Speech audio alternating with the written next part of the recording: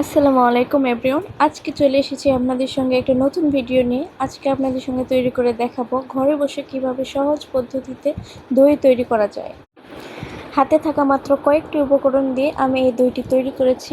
আপনি যদি পারফেক্টভাবে দই তৈরি করতে চান তাহলে ভিডিওটি স্কিপ না করে সম্পূর্ণ দেখবেন। এখানে আমি মিষ্টি দই তৈরি করেছি। এখানে আমি 1 টাইম কাপে দইগুলোকে বসিয়েছি। সবচাইতে ভালো দই এরকম 1 টাইম কাপে ভালো বসে। তো চলুন শুরু করা যাক। আজকের রেসিপি হচ্ছে দই তৈরি। আমি এখানে দই তৈরি করার জন্য একদম ঘন দুধ নিয়েছি। আপনারা দই তৈরির জন্য একদম ঘন দুধ নেওয়ার চেষ্টা করবেন। এখানে আমি 1.5 লিটার দুধ নিয়েছি। চুলাটাকে জ্বালিয়ে আমি দুধটা জাল করে নিচ্ছি। এখানে আমাদের অনবরত নাড়তে থাকতে হবে যাতে দুধের সর না পড়ে যায়। এবার আমি দুধের মধ্যে দিয়ে দিচ্ছি 3 থেকে 4টা এলাচ। এই এলাচ দেওয়ার ফলে আমাদের দুধে একটা সুন্দর ফ্লেভার আসবে। দইও খেতে অনেক মজার হবে। এখানে আমাদের খেয়াল রাখতে হবে যাতে সর না পড়ে যায়। দুধে সর পড়ে যাওয়া যাবে না, এজন্য আমাদের একটু পরপর নাড়তে হবে, সরগুলোকে ভেঙে দিতে হবে। এরপর এখান থেকে আমি 1 কাপের মতো দুধ সরিয়ে নিচ্ছি। এই দুধটা কোথায় ব্যবহার করব সেটা একটু পরে দেখিয়ে দিচ্ছি। এরপর এখানে আমি আমার পরিমাণ মতো চিনি দিয়ে নিয়েছি। আপনারা আপনাদের পরিমাণ মতো দেবেন, কীরকম মিষ্টি খেতে চান দইটা। চিনি দেওয়ার পর দুধের সঙ্গে চিনিটাকে মিশিয়ে নিতে হবে। আমি এখানে চিনিটাকে মিশিয়ে নিচ্ছি এবং অপেক্ষা করতে হবে সম্পূর্ণভাবে চিনিটা যাতে গলে যায়। চিনিটা গলে গেলে আমরা এবার চুলার আঁচটাকে লো আঁচে রাখবো। এবার আমাদের ক্যারামেল তৈরি করতে হবে। জন্য আরেকটা চুলায় আমি কড়াই বসিয়ে নিয়েছি। আপনারা আপনাদের পরিমাণ মতো চিনি দিয়ে নেবেন। এখানে 2 থেকে 3-4 চামচ চিনি দিলেই যথেষ্ট। চিনি দেওয়ার পর এখানে আমাদের খুন্তির সাহায্যে নাড়াচাড়া করতেই থাকতে হবে। আমি এখানে দই হালকা একটা কালার আনবো, এজন্য আমি বেশি জাল করব না। আগে থেকে রাখা দুধটা আমি এখানে দিয়ে দিচ্ছি।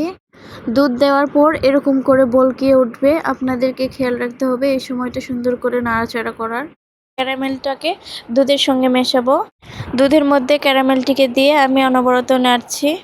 আপনারা দেখতেই পাচ্ছেন আমার একটা হালকা কালার এসেছে।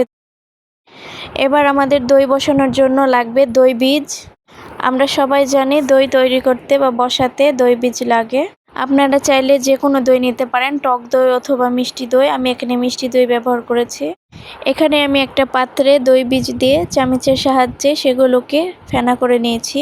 চুলার আঁচটা বন্ধ করে আমি দুধটাকে উষ্ণ গরম করে নিয়েছি। এবার আমি দই বীজের উপর দুধটাকে দিয়ে দিচ্ছি।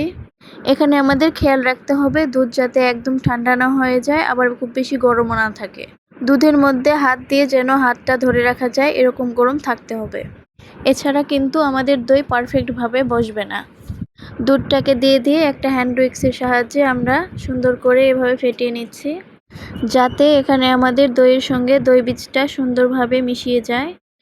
এবার আমি দইটাকে বসানোর জন্য রাইস কুকারের একটা পট নিয়েছি। এর মধ্যে আমি 1 টাইম কাপগুলো দিয়েছি। কাপগুলোতে আমি দুধ দিয়ে দিচ্ছি।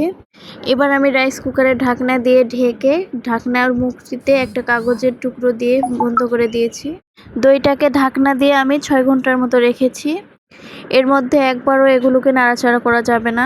এখানে আমার সুন্দরভাবে পারফেক্টভাবে দইটা বসেছে। ভিডিওটা দেখলেই বুঝতে পারবেন দইটা কিভাবে বসেছে।